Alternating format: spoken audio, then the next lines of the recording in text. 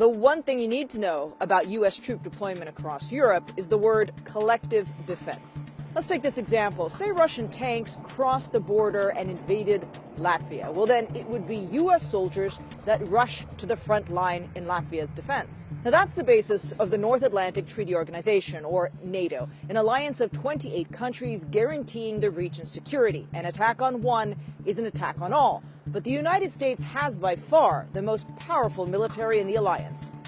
Now, NATO was formed in 1949, just after World War II, in order to contain the Soviet Union.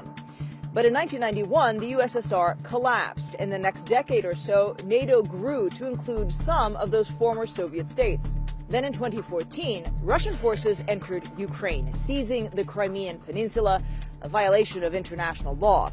Now, Ukraine is not a member of NATO, so the United States and other NATO allies did not mobilize troops to defend Ukraine.